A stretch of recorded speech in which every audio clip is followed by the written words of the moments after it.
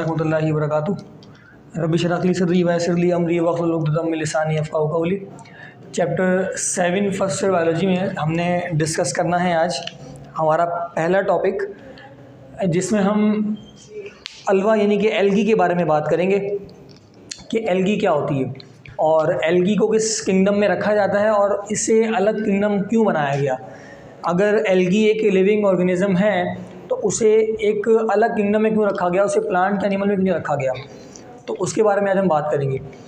अगर आप बात करते हैं किंगडम प्रोटोक्टिस्टा की, अगर आप बात करते हैं किंगडम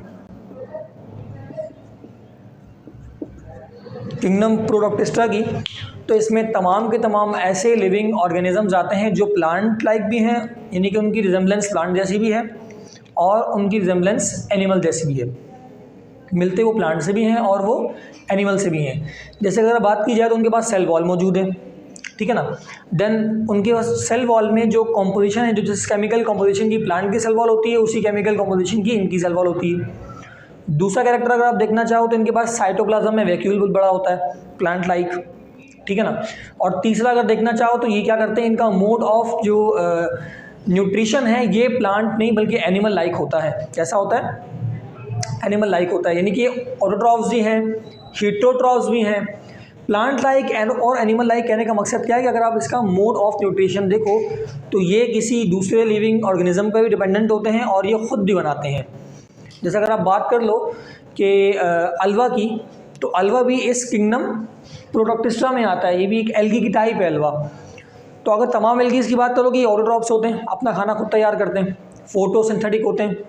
लेकिन कुछ इनमें ऐसे होते हैं, लाइक अगर आप बात करते हो यूग्लिना की या अगर आप बात करते हो अल्लाह वाला करे क्लैमाडेमोनास की, तो ये कैसे होते हैं? हीटरोट्रॉफ्स होते हैं। अमीबा की बात कर लो हीटरोट्रॉफ्स से, यानी कि अपना खाना किसी और से हासिल करेगा। तो हीटरोट्रॉफ तो एक एनिमल लाइक कैरेक्टर है ना। एनिमल क्या करते हैं? अपने खाने को दूसरों से हासिल करते हैं, वो खुद डिपेंडेंट अपने पर नहीं होते बल्कि वो किसी और बॉडी पर डिपेंडेंट होते हैं। तो इनमें एनिमल लाइक कैरेक्टर्स भी थे और प्लांट लाइक कैरेक्टर भी थे। तो फिर रॉबर्ट विटिकर ने एक अलग से किंगडम को प्रोड्यूस करवाया जिसका नाम था किंगडम प्रोटोक्टिस्टा। और तमाम के तमाम प्रोटोक्टिस्ट जो कि फंजाई लाइक भी हैं, एनिमल लाइक भी हैं और प्लांट लाइक भी हैं, तीन के तीन रिजेम्बलेंस, तीन टाइप के लिविंग ऑर्गेनिज्म से मिलते जुलते हैं ये, जिसको हम आज डिस्कस करेंगे, ठीक है। अच्छा, अब जरा इसकी एवोल्यूशन की बात की जाए तो जो प्रोटोक्टिस्टा है या जो आप बात करते हो किंगडम प्रोटोक्टिस्टा की, तो ये मोनोफाइलेटिक ग्रुप नहीं है। क्या नहीं है? ये मोनोफाइलेटिक ग्रुप नहीं है। मोनो का मतलब क्या है? मोनोफाइलेटिक का मतलब क्या है, जरा याद देखिए। मोनो मतलब सिंगल, फाइलेटिक का मतलब होता है किसी एक टाइप के लिविंग ऑर्गेनिज्म और एक ही स्ट्रक्चर के, एक ही फंक्शन वाले जो लिविंग ऑर्गेनिज्म है वो अगर किसी एक ग्रुप में, एक फाइलम में पाए जाएंगे उसे हम नाम देंगे मोनोफाइलेटिक का। लेकिन ऐसा नहीं है, this is a polyphyletic kingdom या कह लें कि ग्रुप। पॉलीफाइलेटिक का मतलब क्या होता है? जिसमें प्लांट लाइक प्रोटोक्टिस्ट भी हों, फंजाई लाइक भी हों और एनिमल लाइक प्रोटोक्टिस्ट भी हों। दैट्स वाई पॉली मतलब मैनी, फाइलेटिक मतलब डिफरेंट फाइलम्स वाले। तो पॉलीफाइलेटिक ग्रुप में इसको रखा गया अगर इसकी एवोल्यूशन की बात करते हो तो।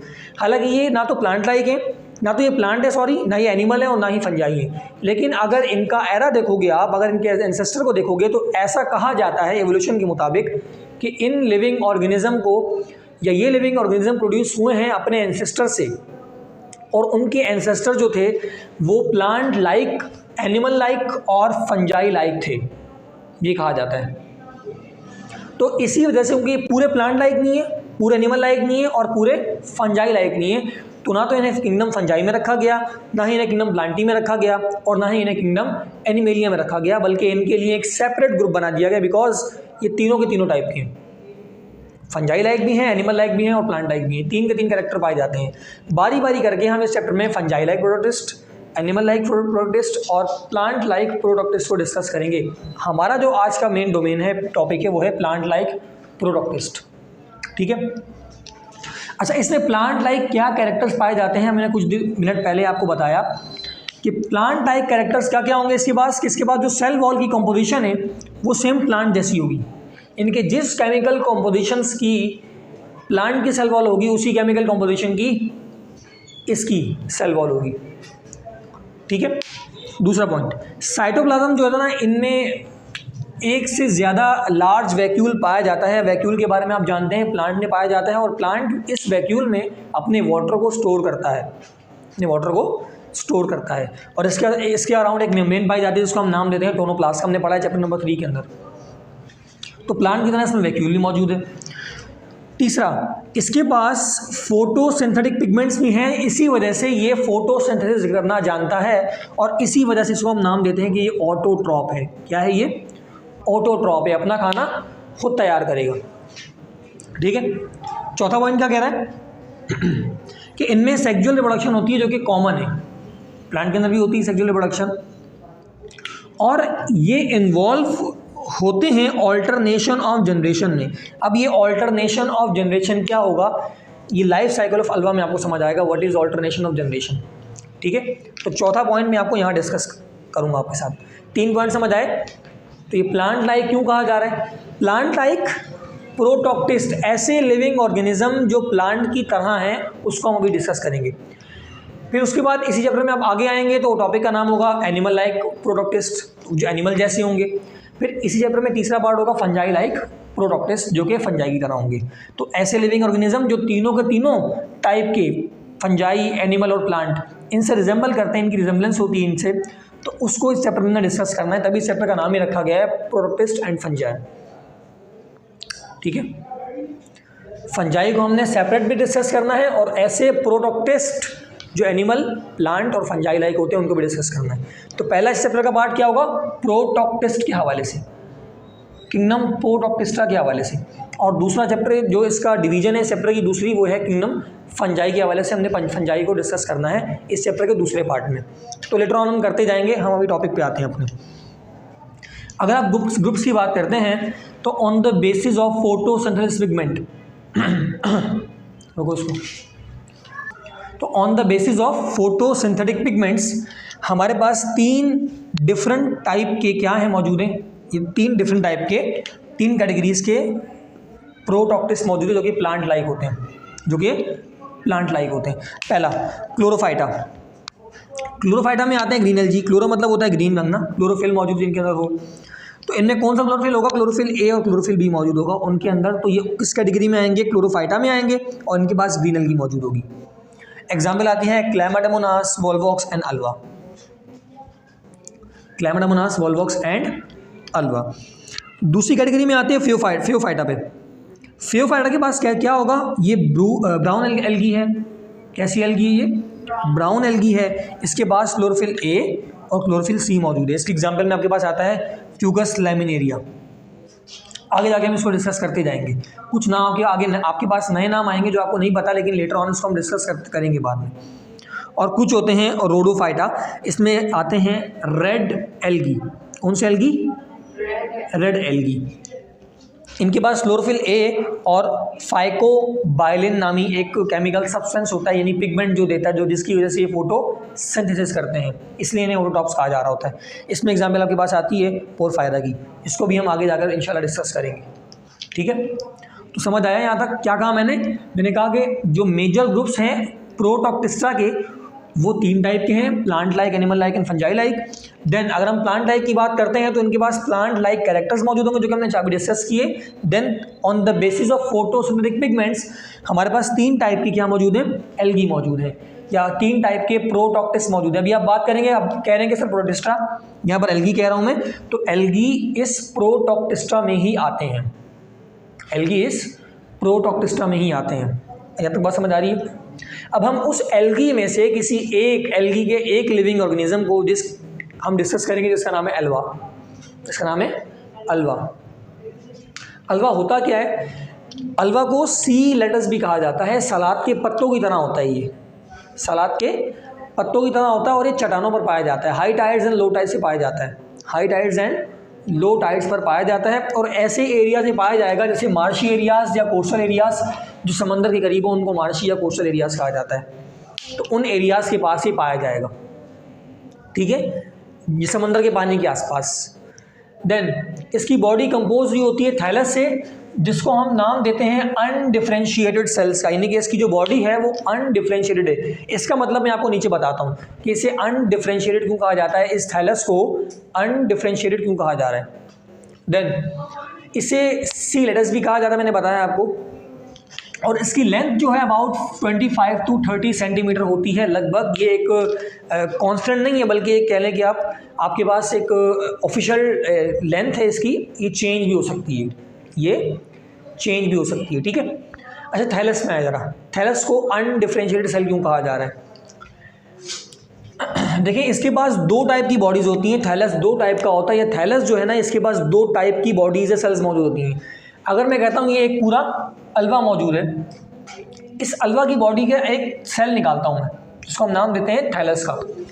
तो इस अल्वा की बॉडी से जो एक सेल निकालूंगा, उस एक सेल में ही 26 नंबर ऑफ क्रोमोसोम्स होंगे, पूरे क्रोमोसोम, और इसी की बॉडी से अगर दूसरा क्रोमोसोम निकाला जाए, सेल निकाला जाए, तो उसमें अगर क्रोमोसोम की तादाद गिनी जाएगी तो वो कितनी होगी? 13। इसलिए कहा जा रहा है कि अनडिफरेंशिएटेड है, अलग अलग टाइप के हैं, अलग अलग टाइप के हैं। एक में कितने हैं? 26, और दूसरे में कितने हैं? 13। जिसमें 26 क्रोमोसोम होंगे उस बॉडी को कहा जाएगा स्पोरोफाइट, और जिसमें 13 क्रोमोसोम होंगे उसको नाम दिया जाएगा गेमेटोफाइट का। समझ आ रही है बात कि एक ही बॉडी है, एक ही बॉडी का अगर मैं सेल निकालता हूँ थैलस का, तो उस एक ही सेल के अंदर 26 क्रोमोसोम, और देन दूसरा थैलस का सेल निकालता हूँ, उस दूसरे सेल के अंदर कितने क्रोमोसोम होंगे? 13 क्रोमोसोम। दैट्स व्हाई कहा जा रहा है थैलस को ये अनडिफरेंशिएटेड सेल या बॉडी है। आ रही बात समझ? पूरे नंबर ऑफ क्रोमोसोम है तो इस कंडीशन को कहा जाता है डिप्लॉइड। क्या कहा जाता है?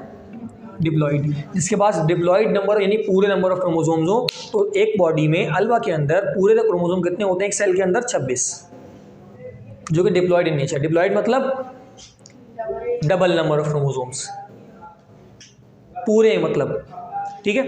अगर आप बात करते हो हाफ की, तो उसे कहा जाता है हैप्लॉइड नंबर ऑफ क्रोमोसोम्स, जिसको खाली n से रिप्रेजेंट करते हैं, जो कितने हैं? 13, ठीक है ना। अच्छा, अगर आप स्पोरोफाइट की बात करते हो और गेमेटोफाइट की बात करते हो, ये दोनों की दोनों बॉडीज, ये दोनों की दोनों बॉडीज सिमिलरली यानी कि सेम है, इनका स्ट्रक्चर कैसा है? सेम है। तो इन्हें कहा जाता है कि दे आर मॉर्फोलॉजिकली सेम, और क्योंकि मॉर्फोलॉजिकली सेम है इसको नाम देते हैं आइसोमॉर्फिक का। आइसो मतलब सेम और मॉर्फ मतलब फॉर्म या स्ट्रक्चर, ठीक है। तो जो इनका एक्सटर्नल स्ट्रक्चर है वो कैसा होता है? सेम होता है, चाहे वो गेमेटोफाइट हो चाहे वो स्पोरोफाइट हो। तो ये बात समझ आई? अल्वा कहाँ पाया जाता है, किस तरह का दिखता है, किस किस जगह पर होता है, किस एरिया में पाया जाता है। देन उसके बाद कि थैलस की बॉडी को अनडिफरेंशिएटेड सेल क्यों कहा जा रहा है, दोनों बातें बता दी मैंने आपको।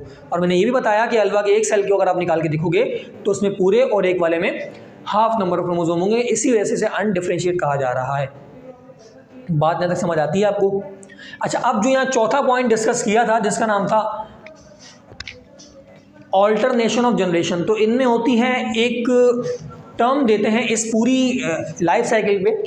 अल्वा की लाइफ साइकिल को हम डिस्कस कर रहे हैं अभी कि अल्वा किस तरह बनाता है या प्रोड्यूस करता है अपने आगे बॉडीज़ को पैदा करता है, मतलब, ठीक है ना। तो ये पूरी इसकी लाइफ साइकिल है। तो इसी लाइफ साइकिल में एक टर्म आपके पास यूज होगी जिसका नाम होता है isomorphic alternation of generation. Isomorphic alternation of generation. अब ये आइसोमॉर्फिक का मतलब क्या होता है? आइसो मतलब सेम, मॉर्फ मतलब स्ट्रक्चर, सेम स्ट्रक्चर। इसमें क्या करेंगे हम, आप देखेंगे स्पोरोफाइट से गेमेटोफाइट और गेमेटोफाइट से स्पोरोफाइट बनेगा, स्पोरोफाइट से और गेमेटोफाइट से, तो सेम स्ट्रक्चर है, आइसोमॉर्फ। ऑल्टरनेशन ऑफ जनरेशन, इससे ये बन रहा है, इससे ये बन रहा है, इससे ये बन रहा है, इससे ये बन रहा है, तो ऑल्टरनेट जा रहा है, कभी ये इसको बना रहा है, कभी ये इसको बना रहा है इसकी लाइफ साइकिल में। इसलिए इसको नाम दिया जाता है आइसोमॉर्फिक, मतलब स्ट्रक्चर में सेम है, that's why alternation of generation, isomorphic alternation of generation. ये बात आपको यहाँ पूरी लाइफ साइकिल में समझ आ जाएगी तो क्यों कह रहा हूँ मैं। अल्वा के अंदर सेक्सुअली और एसेक्सुअली दोनों तरह से रिप्रोडक्शन होती है। हम इस एक ही फिनोमिना के अंदर, इस एक ही प्रोसेस के अंदर सेक्सुअली और एसेक्सुअली समझ लेंगे कि किस तरह अल्वा सेक्सुअली भी और एसेक्सुअली दोनों डिवाइड होता है। स्टार्ट करते हैं यहाँ से। अगर मैं एक मेच्योर स्पोरोफाइट ले लूँ, अगर मैं एक मेच्योर स्पोरोफाइट ले लूँ, उस मेच्योर स्पोरोफाइट में कितने नंबर क्रोमोसोम होंगे? 26। मतलब कि डबल नंबर क्रोमोसोम डिप्लॉइड, ठीक है। ये मेच्योर स्पोरोफाइट कन्वर्ट होंगे एक बॉडी में, किसमें, एक बॉडी में, जिसको हम नाम देंगे स्पोरेंजिया का। अगर सिंगल है तो स्पोरेंजियम, अगर डबल है मतलब ज़्यादा मल्टीपल है तो स्पोरेंजिया। अच्छा, क्या कहा मैंने कि स्पोरोफाइट गेमेटोफाइट को बनाएगा और गेमेटोफाइट स्पोरोफाइट को बनाएगा, इसलिए कहा जा रहा है आइसोमॉर्फिक ऑल्टरनेशन ऑफ जनरेशन। ठीक है ना, कि ये जो स्पोरोफाइट है इस डिप्लॉइड से हैप्लॉइड बनेगा गेमेटोफाइट, इसी हैप्लॉइड से क्या बनेगा, डिप्लॉइड बनेगा। तो डिप्लॉइड से हैप्लॉइड, हैप्लॉइड से डिप्लॉइड। इस फिनोमिना को समझने के लिए या इस पूरे लाइफ साइकिल को समझने के लिए आपको माइटोसिस और मियोसिस पे थोड़ा सा क्विक एक रिव्यू दूंगा। माइटोसिस के अंदर नंबर ऑफ क्रोमोसोम क्या होते हैं, सेम रहते हैं। अगर मैं कहता हूं कि 26 नंबर ऑफ क्रोमोसोम इसमें मौजूद हैं तो 26 ही आगे होने चाहिए, तो ये माइटोसिस है। मिसाल दे रहा हूँ माइटोसिस की। अगर मियोसिस होनी है तो 26 से कितने हो जाएंगे, नंबर ऑफ क्रोमोसोम हाफ हो जाएंगे, रिड्यूस हो जाएंगे। ये कितने हो जाएंगे, 13 हो जाएंगे। ठीक है, ये समझ आई बात यहाँ तक। खैर माइटोसिस और मियोसिस पूरा सेकेंड ईयर का टॉपिक और आप लोग 9th क्लास से पढ़ के भी आए हो उसको। खैर यहाँ समझाता हूँ मैं आपको। देखिए जो मेच्योर स्पोरोफाइटस के बाद कितने नंबर ऑफ क्रोमोसोम्स है, 26, यानी कि पूरे डिप्लॉयड नंबर ऑफ क्रोमोसोम्स है। ये कन्वर्ट होता है स्पोरेंजिया के अंदर, यानी कि जो मेच्योर स्पोरोफाइट होते हैं स्पोर्स एक अदद बॉडी में कन्वर्ट होकर गुच्छे में लिपट जाते हैं, जिसका नाम होता है स्पोरेंजिया। अगर एक है तो स्पोरेंजियम, अगर ज़्यादा मल्टीपल है प्लूरल है तो उसका मतलब है स्पोरेंजिया। लेकिन स्पोरेंजिया कैसा होता है, हैप्लॉइड इन नेचर। तो 26 से 13 बन रहे हैं, किस अमल के तहत बनेंगे ये, हाफ। किस कौन से अमल में होते हैं, मियोसिस। मतलब कि मेच्योर स्पोरोफाइट जब स्पोरेंजिया बना रहा है तो ये किस अमल के तहत बना रहा है, ये मियोसिस के जरिए बना रहा है, ये मियोसिस के जरिए बना रहा है। क्योंकि मियोसिस में नंबर ऑफ क्रोमोसोम रिड्यूस हो रहे हैं, कम हो रहे हैं, 26 से 13 हो रहे हैं। आ रही बात समझ। तो क्या किया इस मेच्योर स्पोरोफाइट ने, अपने स्पोर्स को एक बॉडी में कन्वर्ट कर दिया, बना दिया, एक लपेट दिया, जिसका नाम था स्पोरेंजिया अगर ज़्यादा है तो। ठीक है, और लेकिन जो स्पोर्स बनाए इस मेच्योर स्पोरोफाइट ने जो स्पोर बनाए वो स्पोर कैसे थे, किस नेचर के थे, हैप्लॉइड इन नेचर के थे। तो डिप्लॉइड से हैप्लॉइड बन रहे हैं तो कौन सा अमल कहलाएगा, मियोसिस। क्योंकि एक ही पेरेंट इन्वॉल्व है, एक नेचुरल स्पोरोफाइट से एक स्पोरेंजिया मतलब बन रहा है, पूरा बॉडी बन रही है। देखिए स्पोरेंजिया है ना, इस स्पोरेंजिया के अंदर मल्टीपल स्पोर्स मौजूद होंगे ना, तो एक सिंगल बॉडी से मल्टीपल स्पोर्स बन रहे हैं। जब एक बॉडी से एक ज़्यादा सारे एक लिविंग ऑर्गेनिज्म बन जाए या स्पोर्स बन जाए आप कह लें, तो इस अमल को हम नाम क्या देते हैं, एसेक्सुअल रिप्रोडक्शन का। क्योंकि इस रिप्रोडक्शन के अंदर सिर्फ एक पेरेंट इन्वॉल्व है। तो इस साइकिल का तभी मैंने कहा था कि इस साइकिल में सेक्सुअल और एसेक्सुअल रिप्रोडक्शन दोनों होती है। तो एसेक्सुअल का पार्ट समझ आ गया आपको, जो कितना है सिर्फ समझ आ गया आपको यहाँ तक। देन ये स्पोरेंजिया जो हैप्लॉइड इन नेचर है, ये आगे हैप्लॉइड ही कन्वर्ट हो करेंगे। जिस प्रोसेस के अंदर याद रखना, अगर डिप्लॉइड से डिप्लॉइड नंबर ऑफ क्रोमोसोम हो रहे हैं, डिप्लॉइड से डिप्लॉइड नंबर ऑफ क्रोमोसोम, यानी कि अगर 26 थे तो 26 है तो माइटोसिस है, 26 से 13 हो रहे हैं तो मियोसिस है।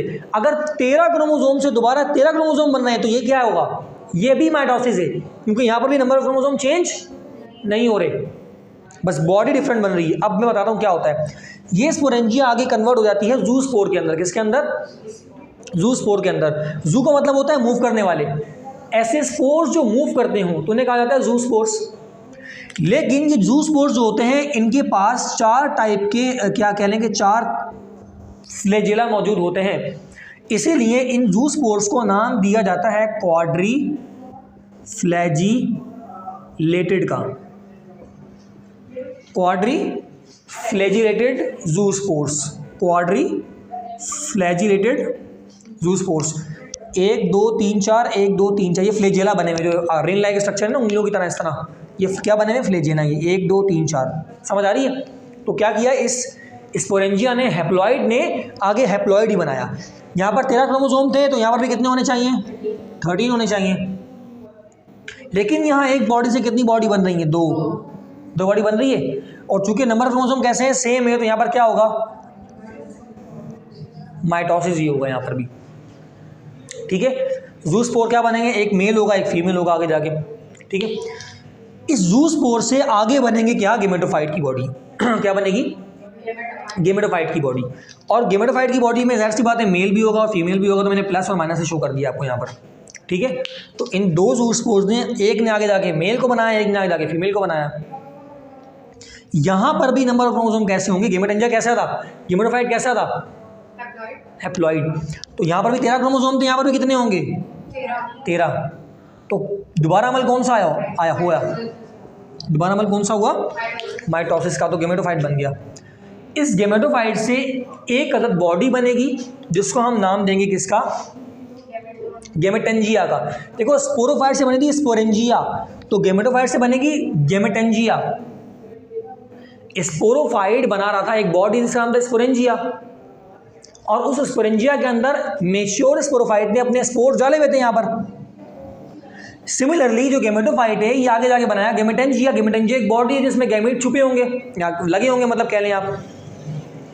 आ रही बात समझ? इस तरह करके आई बात समझ?